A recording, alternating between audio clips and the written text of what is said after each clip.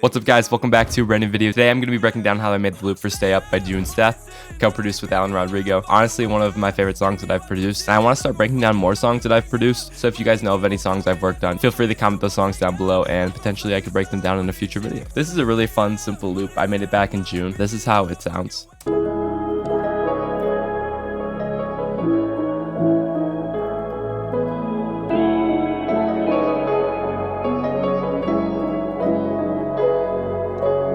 It's honestly super simple here. With a lot of my loops, I don't like to go too crazy with singular ideas, like a crazy built piano pattern or something like that. Instead, I like to take it one layer at a time, super simple. And this is our first layer. It's this Labs piano, and this is what it sounds like.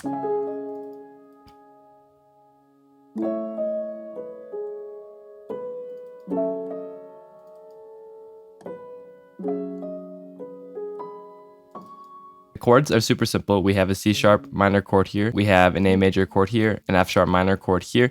What we're doing is just doing some inversions. So like right here, we have that A put up an octave. And then we are using a lot of chromatics throughout this entire melody. As you'll see right here, we just have the E's and the D sharps. What chromatics are going to do is help you get a nice cool dark sound. They're just notes right next to each other in the scale as well. So that just alternates the entire time. And then here we're also using them. We have the A's and then the G sharps. So I was coming up with a little bit of a melody right here. In the actual song, you don't really hear this too much because what I did is bounce this out and then I took it right here and just chopped. So like as soon as this, you guys will just hear the chop that I did. So I just sort of duplicated things like the starts.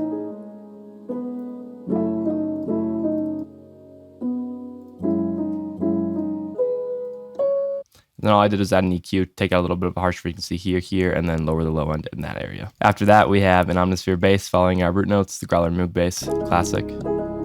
This was back in the era when I was putting tube screamer on all of my bass sounds. Basically, this is just a distortion plugin, and I just mixed down the mix knob a little bit right there. After that, I have a super simple flute lead.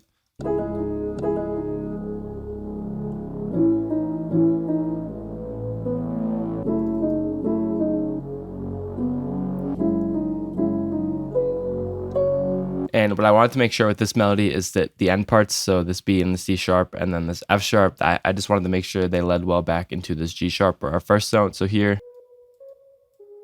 I think that creates a cool sense of resolution. And then F sharp back up to G sharp, just cascading up the scale right there. And this sound is super quiet, tucked in the background. I have an EQ taking out some high end, I have a reverb, and then I have a fruity stereo shaper too, making it a little bit wider in both ears. After this, I have this sound. It's really subtle, again, tucked in the background. I just wanted to add a bunch of subtle layers in this loop. And what I did is I took that idea that I came up with chopping up the chords, and then I kind of just made it into MIDI. So as you'll see here, these are just the chords, the first parts, and then they are duplicated over here and then put up an octave. For effects on this, I'll play it without effects so you guys can hear. So I added an EQ, getting rid of some harsh frequencies right there. Another EQ, getting rid of a lot of high end and low end, make it sound underwater. A reverb to make it sound just super ambient, and then a tube screamer to give it some distortion. And that just loops the entire time as well. Here I have this sound. It's a Triton just vocal chop preset. I only have the demo for Triton. It's a super cool plugin for all sorts of sounds, but I was using it for a vocal chop here. I can just play it alongside. This is what the vocal looks like. Got some chromatics right here, as you can see.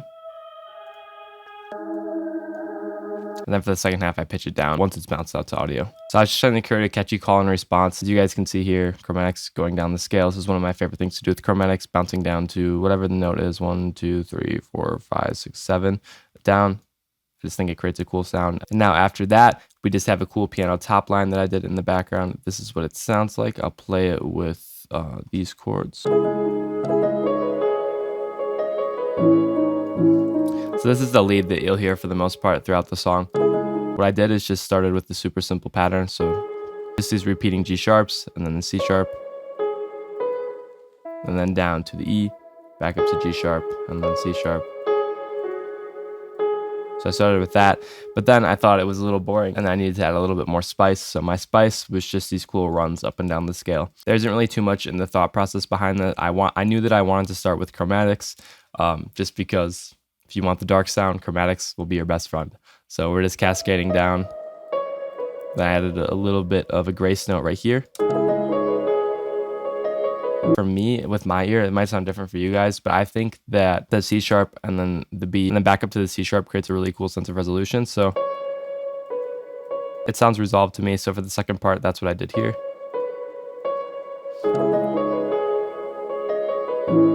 After that, we have the same exact thing on this side, just with a little bit different bottom notes. And then I'm doing a little bit of a harmony right here.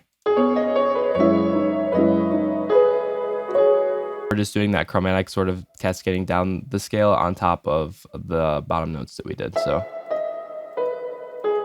and then I wanted to make sure that I staggered each individual one.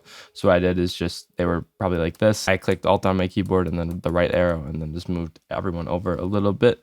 And I like adding harmonies in a lot of my melodies, including guitar. I just think harmonies are the best. It is my classic preset chain. I'm just taking out a little bit of a low frequency right here.